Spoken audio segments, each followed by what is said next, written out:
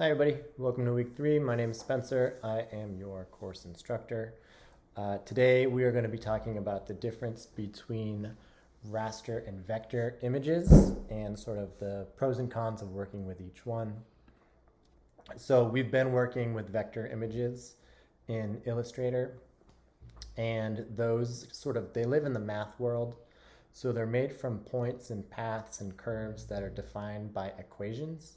So that means that you can scale them up infinitely. So if you're working on something, a design that's on a 8.5 by 11 size piece of paper, you can scale that up to go, the size of a billboard without losing any quality.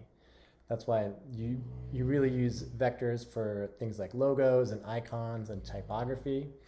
Those are as you scale those, they will always stay sharp no matter how big you get. Versus the other sort of image format is called raster images, and those live in the pixel world. So they're made up of tiny colored squares called pixels. You probably have heard of pixels. And those make up your photos. They're really good for textures and sort of more of a digital painting style. And you can the way I think about it, it's like a little mosaic. When you zoom in really close, you can see these tiny little squares, the pixels. And then when you step back, they become, a huge picture.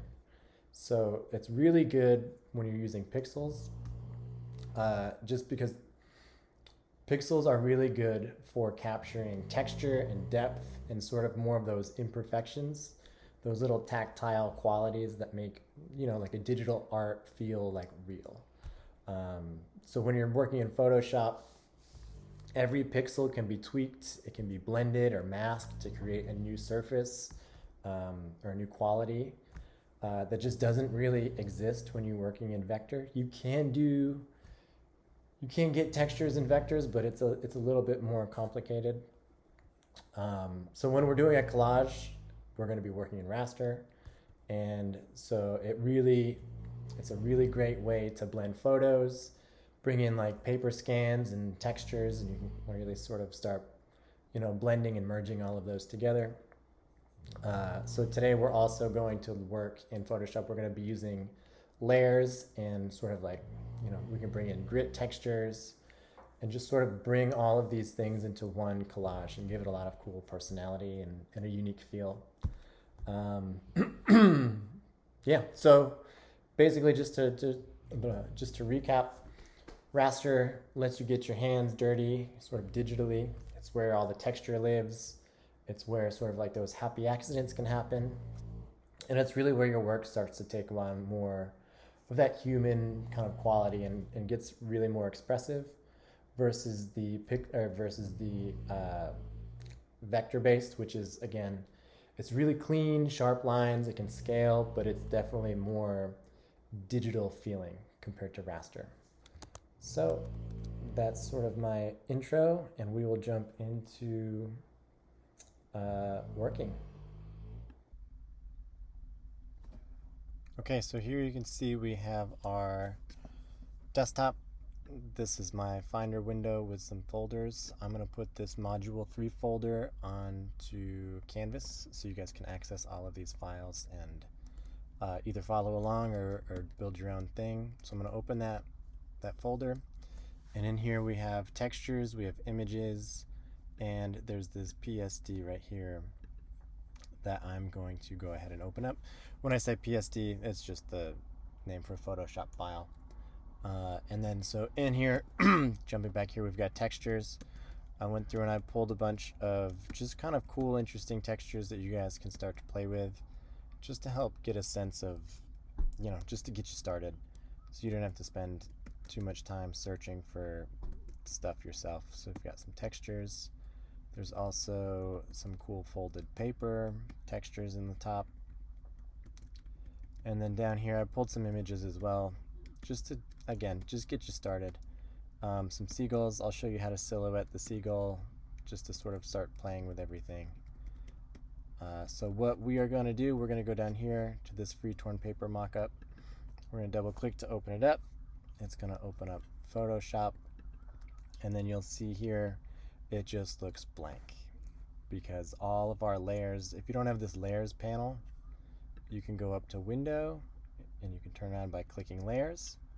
You can see all of our layers are turned off currently.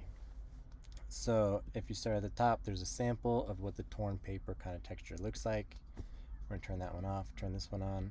Here's just some ripped paper kind of strips, and I'll show you a little bit more about why those are there in a minute.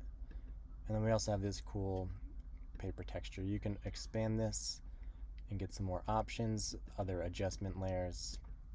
But the one we're going to focus on right now is this one called Mockup. So I'm going to turn off paper texture. So it'll be green. I've saved it as a green layer for you just to make it a little bit more clear. So we are going to go, if you click in the Mockup folder, there should be 3 subfolders. Each one, as you can see, has like a little ripped piece of paper. So this is number 2, and here's number 3. So we're going to start with number 1. I'm going to open this folder by clicking on the little tab. And as you can see, we have all of our adjustment layers, so we can turn them off to kind of see what they do. This is that little strip of paper that we just saw up top. It just adds some texture and just like a really nice photorealistic element to it. These are adjustment layers. These work on the highlights. You can see they're labeled. These are the shadows, so when you turn them on and off, you can see how they affect your image. And then this one is your smart object. So this is the one you're going to want to focus on. And as you can see, there's the first square here, which is your image. And then there's this black and white square, which is your mask. And this is like, it's called your clipping mask.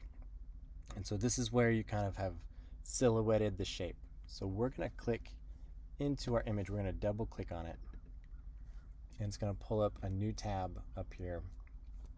And then we are going to go back over to our images folder. And we're going to pull in an image. We're going to do the seagull. And we're just going to drag and drop it right in here.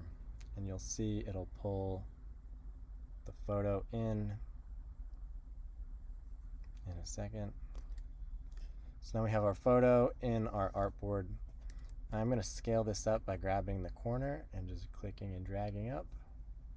Clicking and dragging down. So now we've got our seagull right in the front. I'm going to hit return. And then I'm just going to save it. I'm going to do Command Save. And now I'm just going to close this tab up top. And if we come back into our paper mockup, you can see that the image has now been placed inside that rip. And so I'm going to go back up here and I'm going to close this first folder, folder number 1. And I'm going to keep it selected. So now we can move it around. And we can start to put this wherever we want. We can also scale it and start to really, play with it. We can transform the scale. We can rotate it however we want. And we can just start to play and really make some fun arrangements. So this is one way to get your photo into sort of like a cool ripped kind of paper shape for your collage. If we turn on number 2, we're going to do the same thing. We're going to open up the folder. We can see all of our adjustment layers here. And then we're going to scroll down and we're going to see the smart object with our clipping mask. So we're going to click into the smart object. I'm going to go back to that folder. And I'm going to find another image. Let's go with, we're going to put a house in there just for a little variety. You can definitely feel free to use your own images. I just pulled some random stuff together, like I said, just to get you guys started, just so you can get going. It doesn't have to be here. So you can see we added it into our smart object. I did Command S to save it. I'm going to close this, and then here we have our house. So I'm going to go back up to layer, the top of folder number 2, and I'm going to close it. You just open and close it, just like that. So now I'm going to scale this by going up to the corner and just clicking and dragging. I'm going to put that here, and I'm going to rotate it just a little bit. Make it a little bigger. And I'm doing this quick just to give you guys a sense of, what we can do. All of this kind of fun stuff. And then so number 3, obviously it's just going to be the same thing. I'm not going to do that right now. I am going to go back into our folder. And I'm going to go, let's see. I'm actually going to find one of these seagull photos that I like. We'll grab this guy, and I'm just going to grab the image and drag it right into our composition. Now you can see we have the full image here. I'm going to hit return to kind of place it in there. So now we have our image right on the top.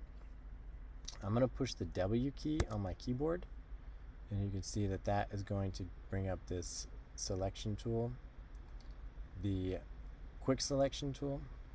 If you click and hold down on a lot of these options, they'll bring up more options. But the W is the key command. So I'm going to go, and I'm going to just quickly select my bird by just clicking, and then kind of dragging the circle right over the top. And then if you get to like his legs right here, you can see that our selector is too big. So you can adjust the size of your selection or your brush with the bracket keys.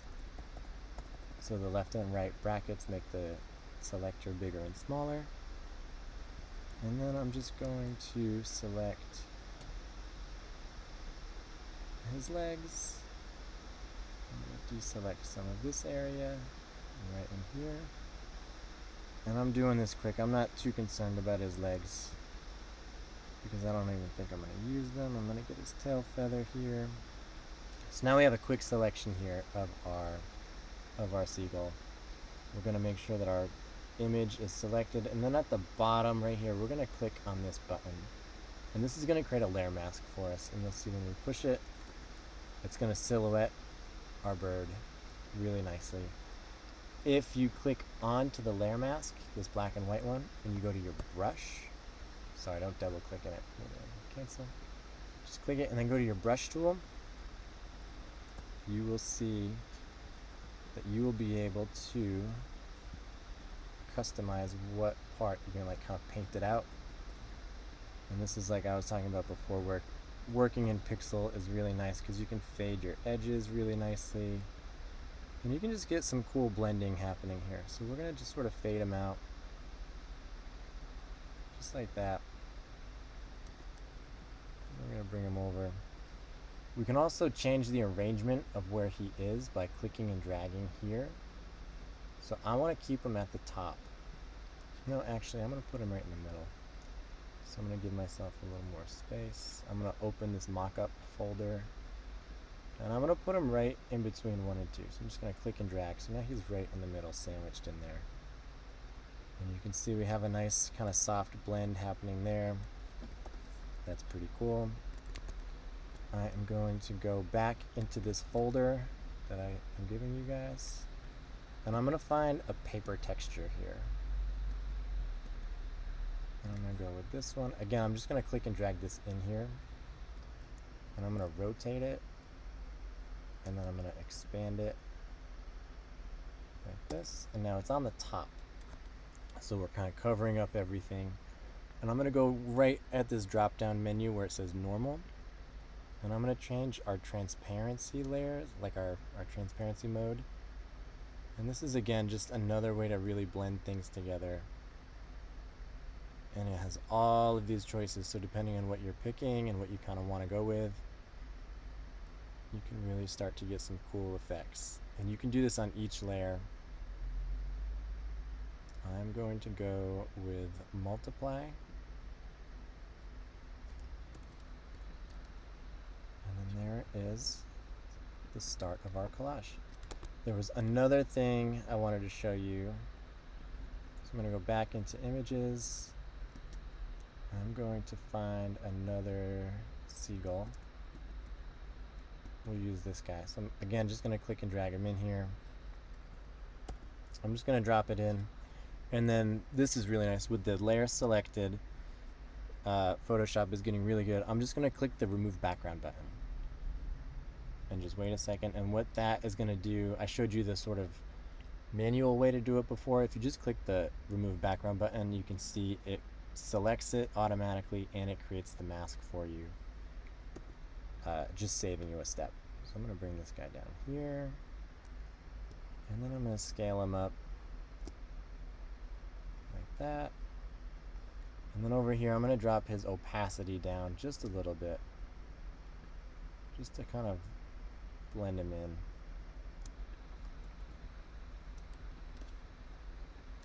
So that's sort of it. That's sort of the way that you can start playing with your collage. Really, this was fast. It's not, I wouldn't say that this is very good collage, but you can see how you can start to just really kind of work with your elements. I'm going to rotate this back around. And I think the torn paper texture is a really kind of cool way to work with this. So that's a rough collage right there. The last thing I wanted to show you guys, because we were talking about rasters versus vector images. I'm going to open up one of these images, and then doing Command plus key, I'm just going to zoom way into it, and you can start to see each pixel. Like if you, up here at the top, you can see we're zoomed in 12,800% on this image. And these are all the pixels. So you can see all of these little dots are creating this nice mosaic kind of tile image. And then as we slowly zoom back out, they form the details of our image. And as we zoom out and out and out, it starts to get more clear and more sharp. The other kind of thing that's fun to do is if you go to image and then you do image size, it'll show you, so we're at, here's the height and the width of our image. So right now it's 13 inches by 10 inches, and the resolution is 300 pixels per inch. So that means within each inch of this photo we have 300 pixels, which is high res. So this will be good to print as long as you don't expand it. If you expand the image, it's going to kind of deteriorate the sharpness and the quality. But you can shrink it down and be fine. You just can't shrink it back up. So again, that is it for this collage, and I hope you guys have fun working on this. If you have any questions, definitely feel free to email me and we can chat about it. All right, thanks. Bye.